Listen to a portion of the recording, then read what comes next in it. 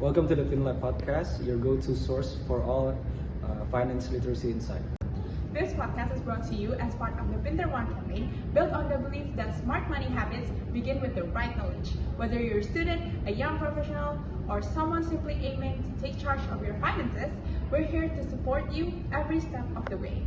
So, are you ready to become Pintar Uang? Let's jump in, learn together, and keep growing, because your future self will definitely appreciate it. Hey everyone, welcome to our podcast in Pintar Uang campaign. Before we get started, let us introduce ourselves first as the host for today's episode. My name is Devina. My name is Nadia. My name is Nathan, and we have Zildan as our cameraman. Today, we're exploring an important aspect in the world of finance. It's called peer-to-peer lending or P2P lending. So it might be fancy or unfamiliar at first, but you might have already come across it in your daily lives.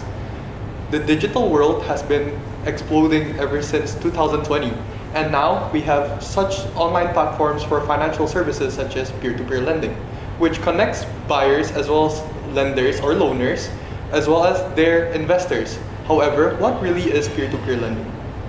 Okay, to help us dig deeper into this fascinating topic, we had the opportunity to invite a special guest. Please welcome Pak Arya. Thank you. So, Pak Arya, could you please introduce yourself to our dear listeners? Hi, I'm Arya Nagasastra. I'm the President Commissioner of PT Fidak Inovasi Technology, and I'm also a lecturer here at Binus International. Thank you, Pak Arya, for joining us. And allow me to give a brief explanation first. So, Dumi Indonesia is known for its unique approach to microfinance, specifically targeting civil state apparatus. And with Pak Arya's experience, we would like to hear your insights on this aspect and to know how Dumi approaches its challenges and in today's world in Indonesia's fintech landscape.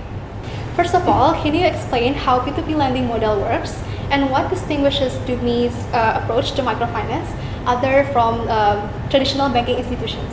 Okay, so P2P lending or peer-to-peer lending is actually nowadays become a broad definition, because P2P lending can be started from someone in need of financing and then come across the platform or the application, and then he gets financing or the money that he or she can borrow the money from that platform.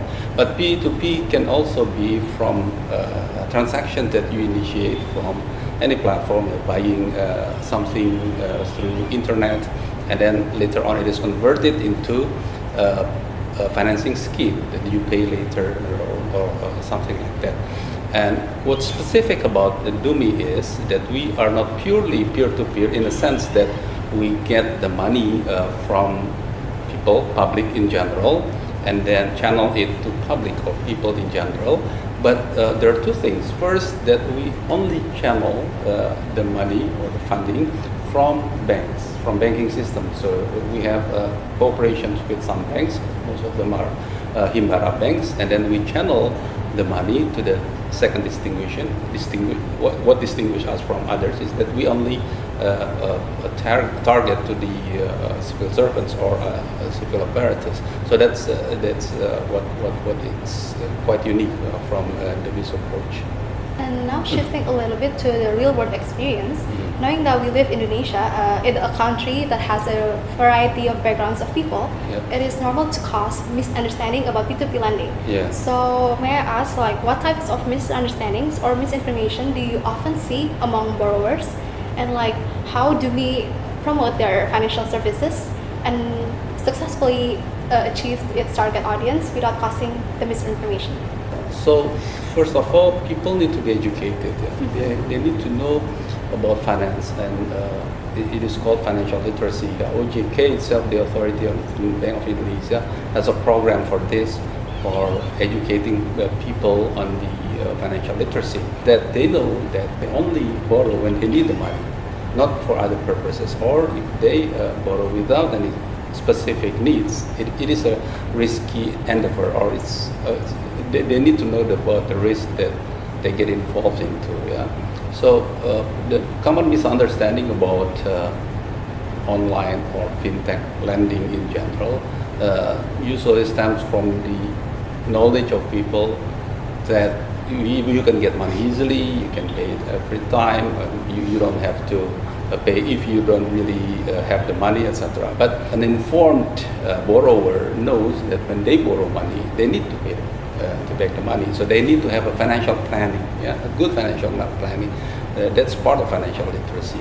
And then also they need to know that not all there are that lenders, in this case the banks or the platform that provides the P2P lendings, need to assess the risk as well. And then and when they need to assess the risk, they are also supervised by the authority. Now, make sure that when you borrow money from this institution, make sure that they are the ones who are supervised by the authority. OJK in Indonesia's case, Otoritas Jasa Keuangan. Don't borrow money from other lenders or other platforms that are not supervised under the OJK, because all those bad things can happen to you. You can be a victim of torture, financial torture, we call it. You can be the victim of financial predator, become also financial predator. So those are the misconceptions that we need to address. And the basic thing is educating the financial literacy. So it's really important to spread awareness about what P2P lending is, Yes. and to make people really know that the financial services they are trying to apply is supervised by the official supervisor, which is OJK. OJK Indonesia. Okay, so talking about borrowers, I find it interesting how Dumi actually focus on only state civil apparatus. Yes. So we know that P2P lending is growing, and everyone, well, many people is very interested to join the P2P loans. And according to the articles that I have read, the total outstanding financing in this industry has reached over 75 trillion rupiah as of late 2024. Yeah. So it's a big opportunity. Right. May I ask, why exactly do we choose this target segment? Okay, it's rather a long story. I mean, it started from the values first of the company. So we started from the philosophy or from the values that we want to serve the underserved people, to serve the underserved. In this case, then we see that there is potential that we serve financially to these civil servants. That because we know that in the past that they are getting the bad, we can call it a stigma, that they are not a good borrower. That's a stigma. But on a flip of a coin, we see that actually they are, in terms of population in general, are less risky compared to other potential borrowers, like students, like even private employees, right? Students can get loans nowadays, even though they still don't have, they don't earn money individually, still get from parents and something. So there are many kinds of population, there are many segments of population. So we see that it is a pity, actually, a segment in the society that is actually from the typical of the job that they have, they should be less risk involved in their job, right? Because we don't see civil servant gets fired every day, right? We can get layoffs of non-government employees, right? Layoffs of many private sector employees. We can see that. So based on that, then we tried to develop an application that served this this underserved civil servants, not only in big cities, but we are focusing more on this population or this target market in the outer. We cannot say maybe remote areas is too far if we say that remote, but the provinces that we think need to be approached. Yeah, by doing that, the company wants to develop a good, credible